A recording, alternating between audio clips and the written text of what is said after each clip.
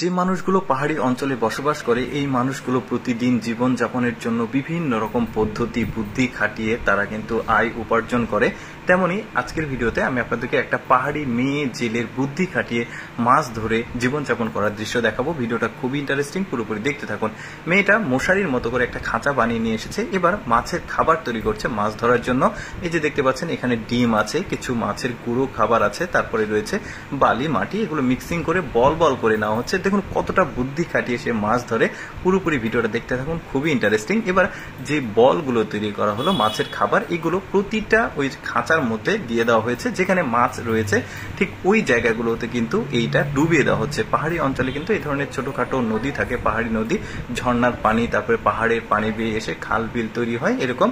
আর এখানে কিন্তু প্রচুর মাছ থাকে, তো ওই ফাঁদগুলো সে মাছ যেখানে যেখানে আছে সেখানে সুন্দরভাবে পেতে রেখে এসেছে। এবার আরেকটা পদ্ধতি করছে সে, এটা হচ্ছে একটা খাঁচার মতো, একটা বেশ চমৎকার গোল চাকতির মতো, এটা নেট দিয়ে বানিয়েছে। এবার বাঁশের সাথে দড়ি দিয়ে বেঁধে এটাকে কানেক্ট করছে। এবার ওই যে মাছের খাবারটা বানালো ডিম দিয়ে, কাদা দিয়ে, তারপরে গুঁড়ো মাছের খাবার দিয়ে, ওইটা এই চাকতির মধ্যে দিয়ে এটাকে ডুবিয়ে রাখলো। এখন চুপি চুপি সে এক জায়গায় বসে আছে। মাছ যখন এর ভেতরে আসবে খেতে, তখন সাথে সাথে গিয়ে চাপ করে কিন্তু এটা তুলে ফেলবে আর মাছ পাবে। এই যে দেখুন কি চমৎকার একটা মাছ কিন্তু উঠে গেছে, সম্ভবত কার্পু জাতের মাছ। এভাবে কিন্তু বেশ কয়েকটা মাছ ধরবে। দেখতে থাকুন আপনারা, ভিডিওটা খুবই ভালো লাগবে। ওই যে বললাম পাহাড়ি অঞ্চলের মানুষজন কিন্তু বিভিন্ন রকম বুদ্ধি খাটিয়ে ওরা কিন্তু জীবনযাপন করে, এক একজন এক এক রকম প্রফেশনে থাকে। এই মেয়েটা হচ্ছে পাহাড়ি একটা মেয়ে জেলে, তো সে মাছ ধরে জীবনযাপন করে। তো এর মানে আর কি জীবন চিত্রটা দেখাচ্ছি। দেখুন আবারও মাছ পেয়েছে সে, দুইটা মাছ পেয়েছে। এবার এইগুলো কিন্তু কার্পু জাতেরই মাছ। এখন কিন্তু এই ফাঁদে মাছ ধরছে। আরেকটা ফাঁদ যেটা তৈরি করেছে ওইটা এই মাছ ধরা শেষ হলে ওগুলো গিয়ে তুলবে, শুরুতে যেগুলো ওই পানির মধ্যে ডুবিয়ে রেখেছিল সেগুলো।